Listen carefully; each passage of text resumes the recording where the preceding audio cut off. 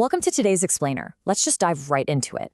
Today, we're unpacking the massive opportunities and, frankly, the immense complexities of managing a global workforce.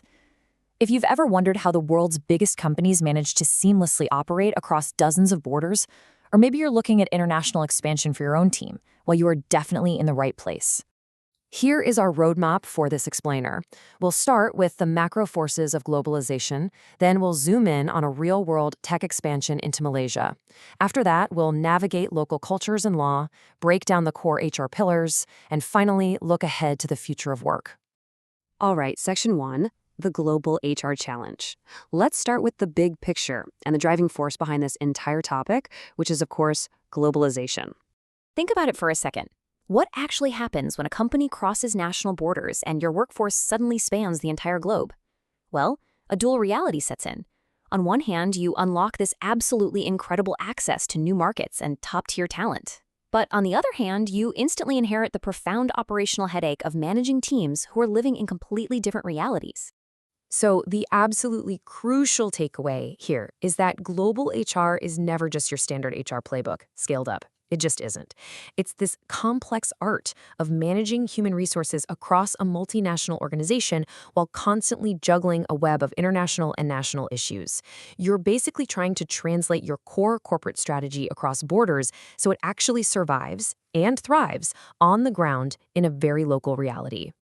Let's move to Section 2, Spotlight on expanding into Malaysia. To take this from theory to reality, let's zoom in on a highly specific, hypothetical, but very realistic case study. Take a look at major multinational tech giants. Companies like Intel, Dell, and HP. They haven't just randomly thrown a dart at a map, right? They have intentionally and strategically chosen to establish major operations in Malaysia. But why? What's the draw to this specific location? Well, these global companies are attracted by a really powerful combination of factors. Malaysia offers a super strategic location alongside a robustly growing economy. Add to that a deeply skilled local workforce and a highly favorable business environment, and you can see the appeal. Plus, it gives these companies direct access to key markets across Asia. It's literally the perfect example of how strategic location dictates a global HR footprint. Moving right along to Section 3, navigating culture and law. Setting up the physical office? Actually, scratch that. Finding the office is the easy part. Now you have to navigate an entirely new cultural and legal landscape.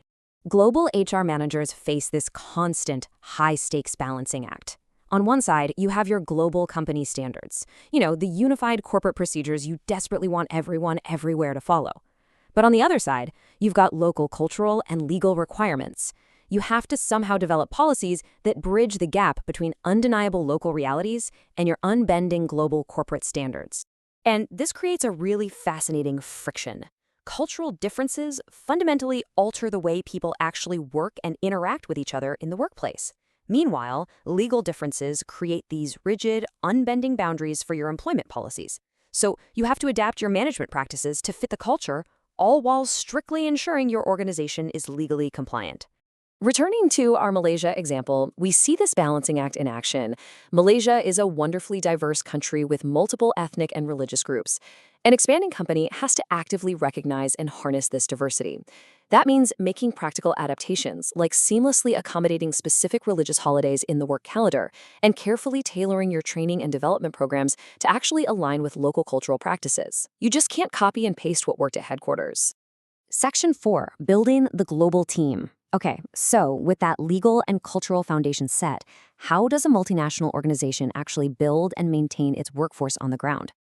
Mastering the global employee lifecycle really comes down to executing on 4 core pillars: recruitment and retention, training and development, compensation and benefits, and employee relations. Nailing these 4 steps is exactly what separates wildly successful global operations from the ones that inevitably struggle. Let's break them down. First up, recruitment and retention. You need to attract and keep top talent across entirely different regions. This demands a deep, nuanced understanding of specific local labor markets and talent pools. You have to know where the talent is, what they value, and how to reach them on their own turf, rather than just using home country tactics. Second, once you hire them, you have to develop them. You need cohesive global training programs that establish a solid baseline across the company, sure. but they absolutely must be flexible enough to be adapted to local needs, regional skills, and distinct cultural learning styles. Third is compensation and benefits. Your packages have to be aggressively competitive. But remember, what's considered an attractive benefit means something entirely different depending on where you are in the world. You have to adapt your compensation practices to local economic realities and the specific cultural values surrounding what actually constitutes a valuable perk. And finally, Pillar 4, employee relations. This is arguably the trickiest part of the whole shebang. It involves actively championing diversity and inclusion across borders, carefully managing and resolving workplace conflicts that are often born directly from cross-cultural misunderstandings, and above all, fostering real engagement so that a scattered global workforce feels connected to the exact same mission. Which brings us to our final section, the future of work. We've looked at the current state of global expansion, but to be truly effective, HR has to always be looking ahead. Because let's face it, global HR isn't static. The modern global HR manager has to constantly keep pace with the sweeping movements and trends that are fundamentally redefining the workplace right beneath our feet. We are seeing the complete disruption of the traditional multinational model. Think about the explosive rise of borderless remote work, or how the gig economy is fundamentally rewriting what it means to be an employee. Consider the rapid integration of artificial intelligence and automation into our daily tasks, along with constantly evolving diversity and inclusion mandates. These aren't just HR buzzwords. They are the new, unavoidable reality. By digging into the immense challenges of culture, law, and global team building today, we gain a much deeper understanding of what it takes to succeed internationally. But as we wrap up this explainer, I want to leave you with this. As AI, remote work, and the gig economy continue to blur these borders, how will all of this reshape your place in the global workforce? Are you building strategies for the world that was or the world that is coming? Thanks for joining me on this explainer, and keep learning.